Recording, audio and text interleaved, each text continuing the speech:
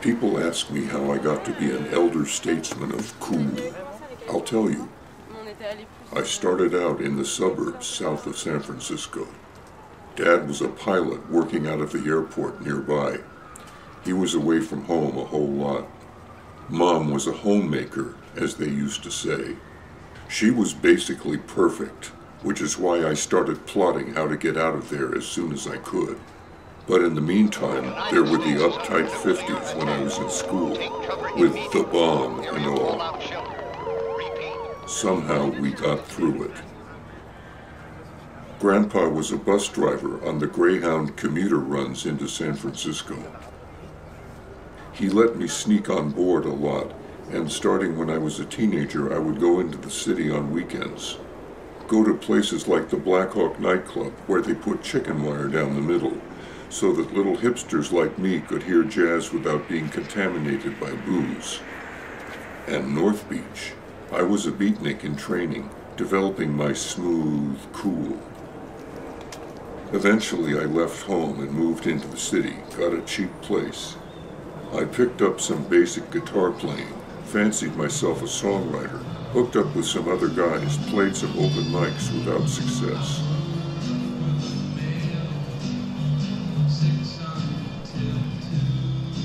In fact, I really was working at the post office, like so many cool people did. I went to the movies everyone was seeing, and some that almost no one saw, which were the coolest of all.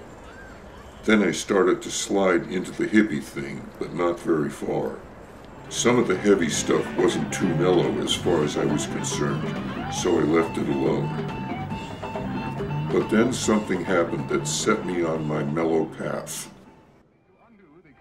A guy I knew worked in a hip radio station, and once he took me in to work with him.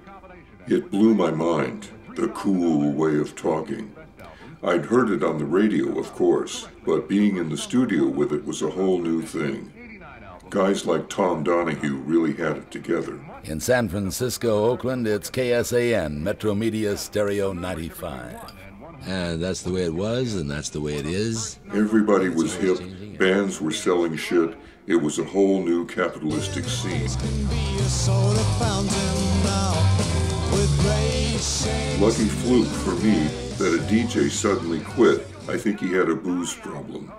I'd met the program director who liked my voice and especially liked it that I'd work for almost nothing, so I had a job.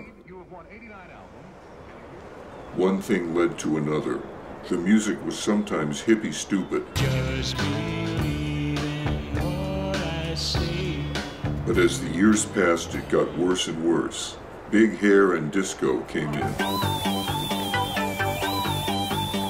Heavier and heavier. Not a bit cool. I wasn't happy. So I quit the job and hit the road. On the move just to be on the move. I didn't know where I was going and I didn't care. I felt like I didn't ever want to listen to music again, so all I listened to was talk radio. Both Canada lines, Eastern and Western Canada, are open to you now, along with both of our... Hello, Paul. Yes, I'm here. Carvin? The license comes through for the importation of Greek paradoxes. Greek paradoxes. And sometimes a detour through the land of easy listening. That was cool in the best sense, but being always alone got old sometimes, and I would hallucinate.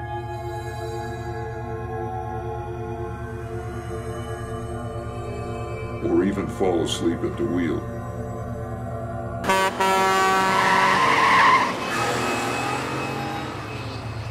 But then I started finding stations with the right mix of cool and grooving. Kept me mellow and awake, and that kind of music is what I zeroed in on as I approached Toronto. I didn't know what I would find there, but it wasn't uptight America, and if I kept my options open, well... And so, not too many years later, I started Night Moves.